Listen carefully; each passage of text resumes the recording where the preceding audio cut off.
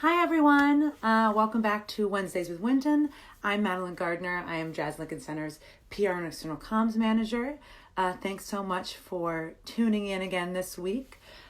We have a lot of fun things coming up at Jazz Lincoln Center online that I'd love to start off by talking with you about. In just a couple of minutes, Wynton will be joining us for Q&A.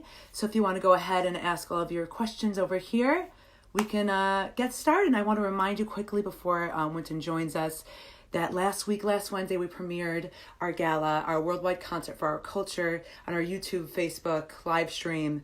It was a really, really beautiful concert. You can still watch it on demand. It features Jazz Lincoln Center Orchestra with Wynton Marsalis and a bunch of other really incredible artists from around the globe. So you can head to jazz.org/gala2020 to watch that. And I think Wynton is here right now.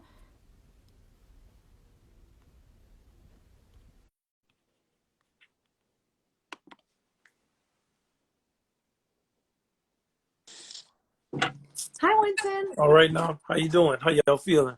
Good. How are you doing? Good. Let me get my station set up right. Okay. Absolutely. Well, I want to start off by saying congratulations on the incredible, incredible worldwide concert for our culture. I was watching it and I felt it was like beaming with pride to be part of the jazz community, not only Jazz in Lincoln Center, but just the community in general. It felt like a really powerful. Well, thank you, Maddie. There's so many great musicians from all over the world. Many of us have been friends for a very long time. Mm-hmm. And it was a labor of love for them. They sent tapes in and everything, and a lot of time was spent on it. And we are also grateful, not just me personally, because these are very personal relationships, but also Jazz in Lincoln Center as an organization, and ultimately Jazz, because we were trying to represent and show the music that many of us have believed in and has been a part of our maturity since, like in the case of Igor Bootman and I, we've known each other for over 30 years. Mm. And it goes for Stefano De Battista and all the great musicians, and even the ones that I'm kind of new to knowing, like Duduzo Macatini, the depth of love and respect. I mean, I'm maybe 15 to 18 years older than Duduzo. So the love that I have for him and how they played and what he's about, because he's also a teacher. And many of these musicians are also musicologists and teachers, like Hamilton Giolanda. He's the principal exponent in this time of choro. He brought it back, talked about it, popularized it, applied it to other forms. He's such a virtuoso and has such depth as a musician and as a human being.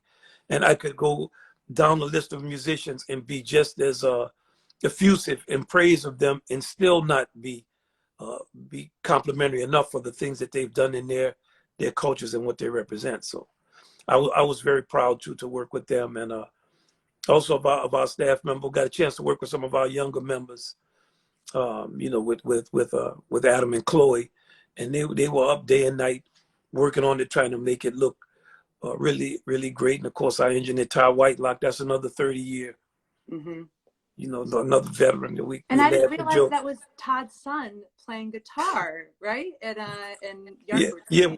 Oh, Wes, I love Wes. Of course, Todd and I have known each other so for so long. I knew Wes since he was a kid. But Todd and I were talking.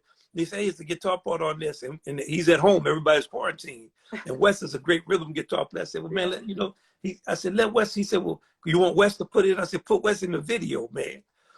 And everything is familiar. Todd is an engineer that drove from Detroit to Los Angeles after 9/11 when we recorded All Rise with the Los Angeles Philharmonic. He drove overnight nonstop to get to a recording session when the country was shut down. So once again, long-standing relationships that we have. Give in the opportunity, Diane Reeves, the opportunity to present something to the public with the type of love and depth of feeling and honesty and truthfulness that the best of our music always has with it. I watched that Smile video over and over again. It just makes me smile. As corny as that might sound, it really does. No, not corny. I mean, it's personal. That's why I think in the beginning I made the point that Diane had our entire band over to her home, and the meal she cooked for us was for royalty, and it was by her own hand. And she sat in our trumpet section in Denver, and the greatest performance we've ever had in Rose Hall was her singing Misty. We don't have a recording of it, But it was a couple of 3 or 4 years after we opened the hall, and she sang this. It was so powerful, the performance, that those of us who were there in the hall that night, we sometimes we talk about great performances we've heard, and we say, what about that Misty that Diane put on us that night? And the next night she didn't do it. She did another song. She said, I'm not gonna mess with that one. And it's also a chance to see that just the relationships we have is very personal. Well, thank you for sharing that with everyone globally. And something that I found really interesting to this past Monday during Skeins Domain, which if everyone viewing, and if you don't know what that is, every Monday night at 9 p.m. Eastern time, Wynton does a live Zoom, Facebook Live, and sometimes special guests pop by. And this one really focused on everyone tuning in, which was really special because we had people from India where I think it was 6 a.m. or something, and tuned in to ask you a question. We had this one music educator from, I believe it was the Bronx, who talked to you about, music education right now in this time of everything being virtual. So I want to kick things off by posing a similar question to what she was talking about. What advice do you have for parents, for educators who want to teach their kids jazz appreciation during this time from home? I think that there are a lot of good things online. Of course, you can always go to Jazz Lincoln Center's Jazz Academy. And I'm not saying it because it's ours, because I believe there are many great resources all over the world. I'm not really proprietary about things. People figure out things everywhere. And of course, in the South Bronx, there's the great tradition of Afro-Latin music. I was joking when I said I'm gonna bring Carlos down there. She thinks I'm joking, but we will come down there because we're neighborhood people. We come from the neighborhoods. Just a few years ago, Carlos's mama was bringing him to rehearsals, and I think you get online. The best thing is listening, and when you start looking for resources, you're gonna find all kind of things that resonate with you. The beautiful thing about getting online is one thing leads to another thing, leads to another thing, leads to another thing. And if you start with our Jazz Academy, you'll find other things that are not just Jazz and Lincoln Center, because I don't want people to think I'm advertising. And speaking of that, I saw the great Bobby Allende sent me a message, and that is my absolute man. He's one of the great percussionists in the world, and a master of Afro-Latin styles of all levels of significance. And I see his name there, so it automatically made me happy. So what's happening, Poppy? Much love. Love and respect. I'll try to scroll up too and see what he said here. But while I'm looking for that, I saw today's Charles Mingus's birthday. What's your favorite Mingus tune, or do you have a memory of the first time you heard Mingus, and what was that tune? Well, I can tell you a story of when I was, 12 or 13. Mingus was playing in New Orleans at the New Orleans Jazz and Heritage Festival. They playing on a stage. I was sitting on the stage, and he and New Orleans drummer James Black.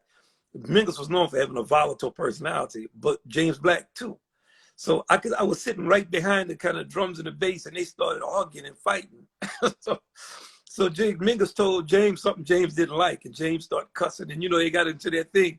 So I always think about it, just how funny it was, the type of thing that they have. But I like so many great pieces, Mingus. But I think I like Meditation on Integration, because it has the kind of African six against, and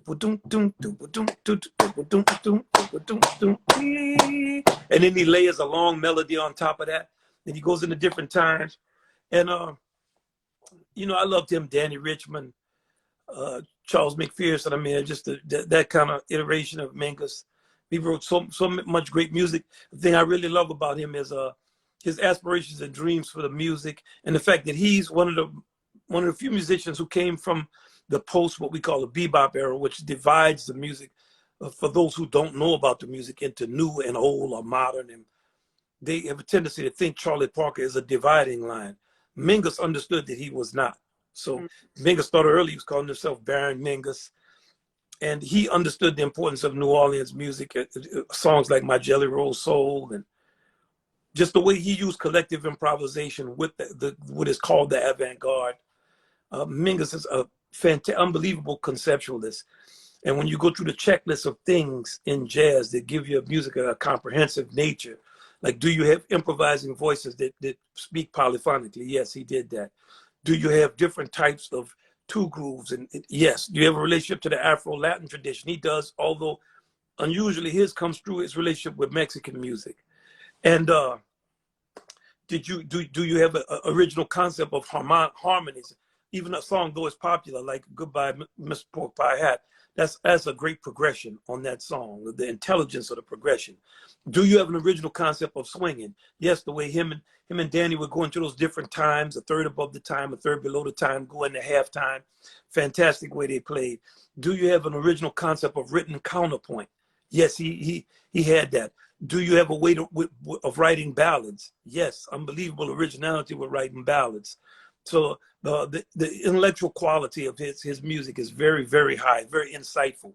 Do you have a political consciousness? Yes, with things like Fables of Farbus, Mingus. How do you relate to other arts? Mingus also writing film scores and coming from the kind of Los Angeles thing. He was always you know, I could go on and on, but I won't. Mingus was so for real. And I just saw a question pop up as well. I had someone who's been trying to ask this question for the past couple Wednesdays with Wynton. They want to know, how does improvisation play in classical music? Okay, if you take the early forms of classical music, there was more group improvisation, coherent group improvisation. Just in the early Baroque, the playing of a figure bass. You have to think written music always goes the same way. If you take the way it went in jazz, it went that way in classical music.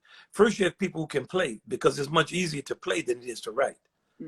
It's easier to speak than it is to write. People were talking before they started writing. Then you start to write down what you are playing. When a person composes, they're improvising, because they play something and they write it down. And if they don't play it, they sing it and they write it down. If they don't sing it, they hear it and they give order and shape and form to it and they write it down.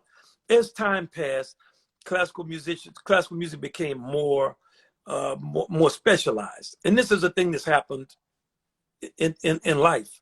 Like my little brother always makes me laugh, because he says people talk about the Mayan calendar. He says, as an example of the sophistication of the Mayan culture, he says, how many people do you think could understood in the Mayan times? How many people in that culture understood the Mayan calendar? He said, okay, how many people did you know understand how the space shuttle works? That's about the same percentage of people. So, you know, as music became more specialized and more people did things of a diversity, the composer, improviser started to drop into the background.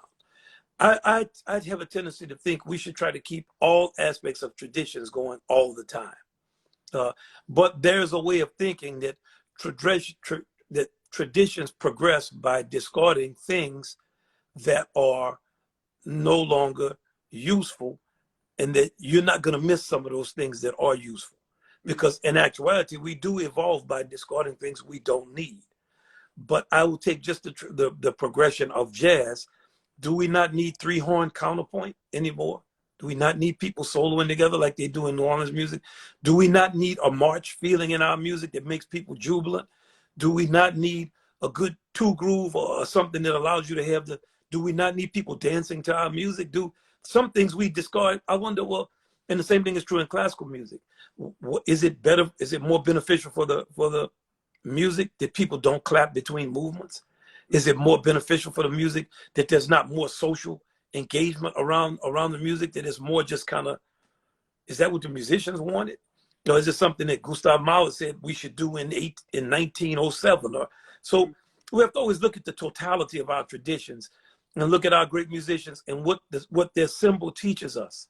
I'm fond of saying in this time that because we're put in a position of humility, because we are no longer able to earn a living if we are musicians, let's go back and see the things Bach had to write to people to write music. And you'll see the type of humility and obsequiousness. You think, I remember in high school when I first would read Bach's things he wrote to his sponsors. I thought, man, this is Bach. This is like what he has to do. And we have to access that same thing in this time. So that's a long answer to that question, I know. But yeah.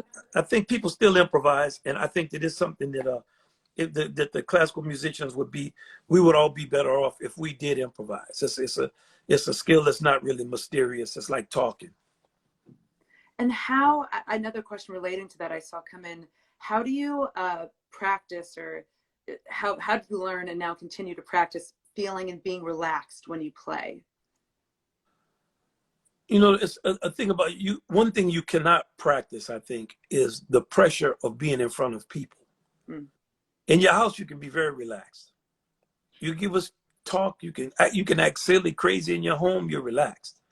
When you get in front of people, how do you practice that? You know, I wish and with me and my time of playing, sometimes I could have like really big concerts. I would have absolutely no nervousness or worry about it. And on that same tour, I could play in a place that's a small, unheralded place, and I'll go out that night and I'll be very conscious of people and be wanting to play perfect and be nervous. I never could understand it. Of course, never nervous like getting on a plane, but because I'm afraid to do that. Mm. But when you're in front of people, it's hard to relax. And I think breathing helps you. And also when you place yourself in the actual context you're in, it makes you relax. I will tell you one story about when I played. I won a concerto competition to play with the New Orleans Philharmonic when I was 14. It was such a remote thing to do. If you were where I was from, I was playing a funk band at that time. And I grew up around musicians with my father, but now I had to play with an orchestra. So I'm backstage before having to walk out and play the Haydn trumpet concerto, and I'm unbelievably nervous. And then the orchestra manager was a beautiful lady named Miriam Yardumian. She came backstage and she saw me and she started teasing me. She said, "Are you nervous?" Now, of course, I got my afro. I'm trying to be cool. Nervous now. And she said, "You're nervous." I said, "I'm not. What are you talking about?" I was nervous. She said, "Look outside." So I looked out the window. I'll never forget it. The theater we were in. She said, "Look out the window." I looked out the window. She said, "You see all of those people? People were walking around." She said, "None of those people know that you're here, and they won't know how you play, and none of them are going to care." Now think about how many people there are in the world. Nothing rests on this except how you feel about yourself. Do the best you can to sound good and keep it moving. So, I thought about Miriam so many times, and then she became the orchestra manager of Baltimore Symphony. I would see her down through the years. I don't know, it's been 2 or 3 years since I last saw her, but I always love her and laugh about that. And I think if you can put yourself in the broadest context, it helps you to relax, because even you take something as meaningless as sports, how much meaning we put on it. Mm. I remember once being in an elevator with Marcus Allen, a great running back from the Oakland Raiders, and a guy got on the elevator and said, "Marcus Allen, you cost me a pile of money one day," and was very aggressive towards me. I thought, man, you talk to this guy out there. Marcus Allen looked at him before he got off the elevator, and he said, "You shouldn't have bet." And when he walked off the elevator, I said, "Man, people approach you like that?" He said, Wow. "All the time. All the time." He said, "You need to get a life, man." That was some game that happened 18 years ago. So, it's for some reason, with many things, the more trivial something is, the more significance we give to it. Mm-hmm. And I think our own performances and our own achievements in front of people, the world is not hinged on your concerto. Just entertain people and play to the best of your ability, and go home, do the best you can do, try to touch people. And of course, it's easier to say than it is to do, but I find that way of looking at stuff tends to help with a nerve-wracking situation. That's fantastic advice. I think it's kind of hard to feel that when you're there, but to keep that in your head. Yeah, because nerves are real. Mm-hmm. Anybody who tells you, when you're in front of people, My Condoleezza Rice told me a funny story that I always like to say. She said that whenever she would have she's a concert pianist, so she said whenever she had a big speech to give, as she walked on the stage, being nervous about the speech, as she walked out to give the speech, she would say to herself, "Thank God I'm not playing the piano." So, That's pretty great. Talking about playing the piano as well, I actually watched earlier the JLCO plays Bernstein, which was if you don't know, everyone viewing right now, every Wednesday Jazz Lincoln Center is releasing concerts from the vault, and today was Jazz Lincoln Center plays Leonard Bernstein, one of my favorite composers. Soft spot for West Side Story, one of the best shows. And so do you have, from that concert or from any time, you know, playing any of his wonderful music, what is one of your favorite tunes that you've played of his? I think, you know, I loved him personally and knew him. I played under him when I was 17 at Tanglewood. That summer, we all couldn't wait for Bernstein to come in. We played Prokofiev's Fifth Symphony. And I never forget how electric he was, just as a conductor, how inspired. We all were young people, age 17. I was 17. It was 17 to 25, the orchestra. And it was such a transformative experience for me. What he represented in the culture and, of course, the excellence and the expertise, all the years of the Young People's Concerts. And speaking with him, his level of engagement about music and his seriousness about many forms of American music. Mm. Of course, anybody in my age, we grew up playing West Side Story and seeing it on television, and we knew how famous and iconic it was and still is in the American theater. Bridges so many gaps and gulfs and errors, and he and Stephen Sondheim, you know, the kind of electric kind of team of younger people at that time, creating this whole new sound for the form. And I played many of his pieces and loved a lot of his pieces. And him, when I was trying to do Young People's Concerts, I would talk with him. He was always very forthcoming. After he passed away, even his family let me see all of his scripts and were willing to help in any way. And he was very dynamic. So I think off that concert, I loved Lament. It was arranged by Vincent Gardner. Marcus Prentup is playing and Walter plays in the section. I love that. But I love a lot of his music. I mean, it's so insightful, and it's such a kind of cross slice of Americana, and it's also music that has a great deal of optimism and craftsmanship. Mm. And he's deeply engaged with music on many levels. And when you spoke with him, you always got a very broad perspective. And he was always, with me, very forthcoming with information and with knowledge. Beautiful. And also on the kind of the same piano player note, how might a piano player develop a sound like a horn player can develop a sound? Mm. You know, we have to get some of our piano experts up here. We get great. Yeah, I don't want to tell you something wrong. I tend to be a person. I don't think there's a wrong answer there. I don't know that this outside of. I like the way Monk plays the piano. I think he's the closest of what I've heard to piano players that can make notes bend. And I tend to go with auditory. And I would tend to think, if you think like a child thinks, and a person who is not taught that there are a limitation, I think that you can come up with a way to create sounds.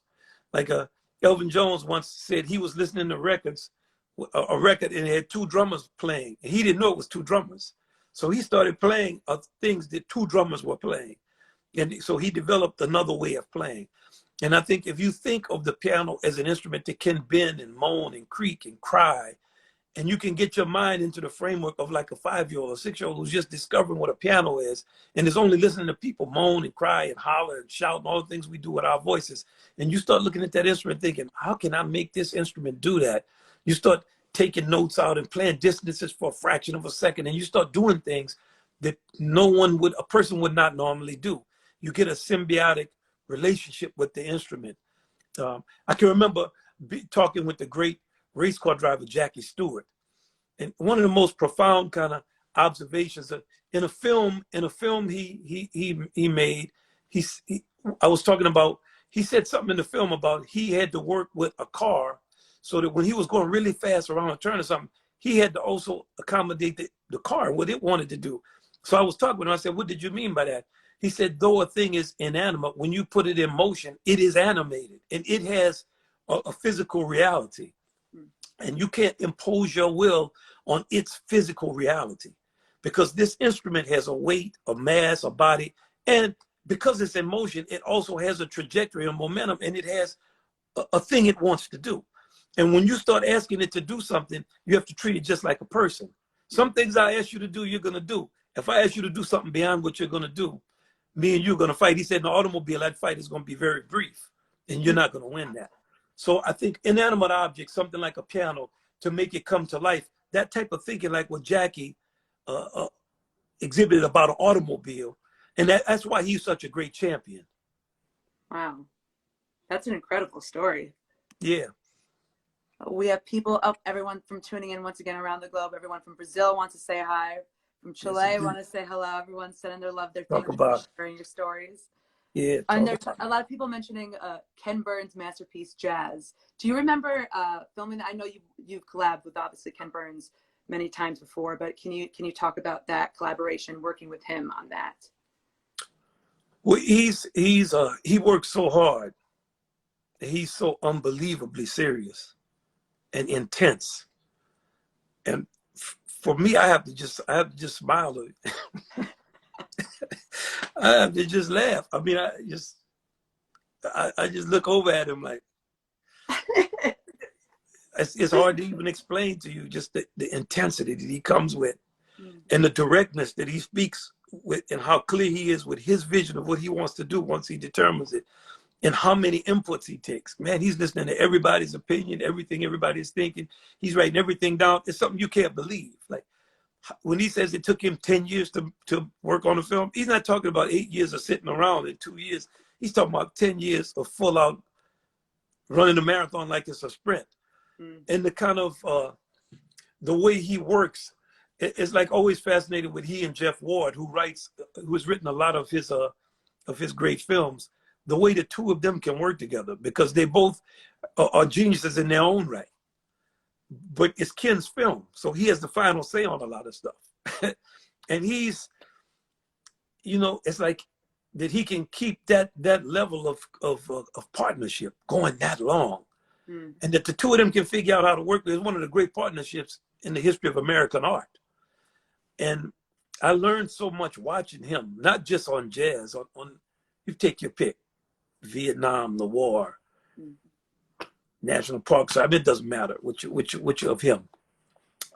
And with the respect I have for him, I mean, I've known him for a long time. I love him. The first time I saw him, I went to a speech he gave at the Metropolitan Museum of Art. And this was 1988 or 89. It was a long time ago. I waited till after the speech. I introduced myself to him. And we started a kind of friendship talking back and forth. I was always saying then lobbying for jazz because this was right after the Civil War came out. So it might have been 90. I don't know the exact year, but it was in there. I was like, man, you got to do one on jazz. Got to do one on jazz. But in that time, not just about jazz, just seeing him and his process and how meticulous he is, but also how spontaneous and how free he is, a lot like a jazz musician, and how he's able to work with an unbelievably high level collaborators. Len Novick, they work together for years. They stay together. Right. It's a Paul Barnes who was the music editor. No longer Paul retired, but just they were they're on such a high level, and they work on such a high level, and they're so dedicated, and it goes so far beyond anything you can imagine. Like all you can do is laugh. Like he's obsessed with that, and that's why he stays like a boy. Yeah. When you're around him, he's like a child. Like he's like, man, guess what? The energy level of him is he can't keep still. And when of course we're unbelievably good friends now. We'll sit down and we're having a breakfast, and he and I are talking about like some political issue, and the whole time maybe 30 minutes, and he's just, But here's the thing you got to remember: don't forget that. You know what I mean? Just the excitement that he'll come with. Hey, this is like 9:30 in the morning in the middle of. So yeah, you're talking to kind of the person in the front seat of Ken Burns fan club, and it's once again 30-year relationship. So yeah, he's for real. He's absolutely for real. Believe me, he's not playing. He's putting in those hours. I think to make all these documentaries, which are each up to 6-8 hours each, I can only imagine all the work and dedication that goes into those. If you just could see the chart on his wall of those 6 hours, you can't imagine it. If you see like the inputs, just what he's looking at, and how a year of just amazing. If you didn't have respect, you will have a whole lot of it, and you'll understand why all that carping and talking everybody does. Yeah, okay, you talk about him, he didn't do this, he didn't do that. He can't do everything. He's supposed to present you with the actual history of the thing he's doing. As a film.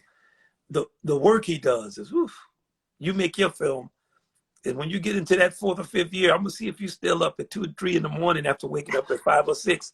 Then we can talk about it. Yeah. Like my father said, my father always said, son, the best critique is always demonstration. Mm. That's a wise saying right there. Yeah, don't tell me, show me. Mm-hmm. And talking about showing, what's your advice for people who would like to support not jazz musicians, any musicians during this time?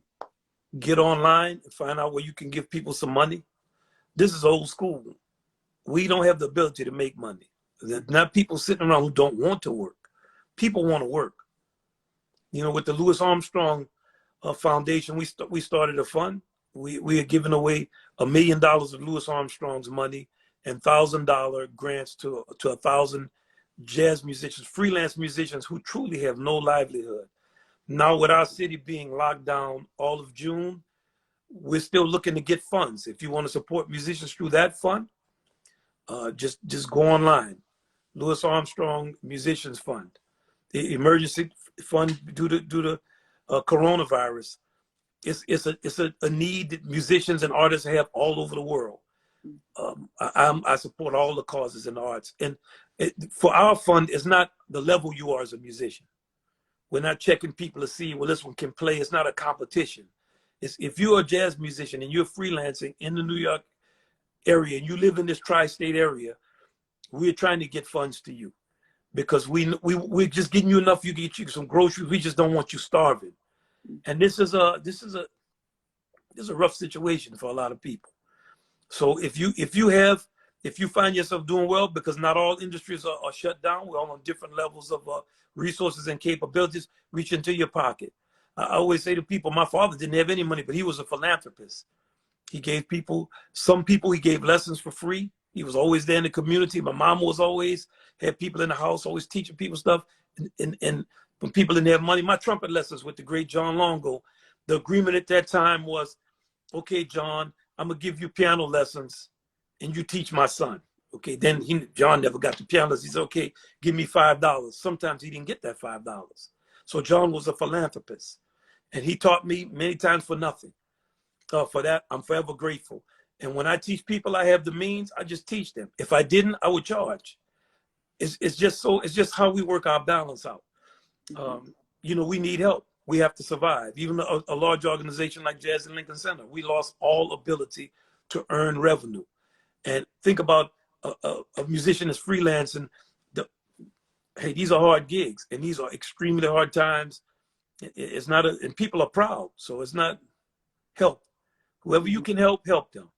And whatever the amount, $20. Don't think an amount is too small. Anything will help. Well, on that, thank you so much for sharing, and thank you for your time today, Wynton. And before I kick it back to you to wrap things up, I wanted to thank everyone for tuning in and really everyone for your support during this time.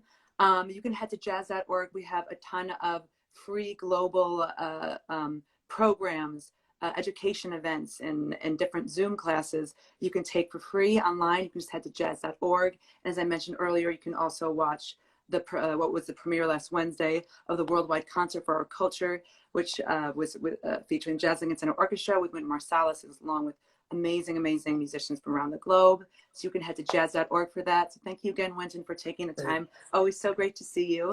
And I want to just let you wrap it up. Anything else you want to say?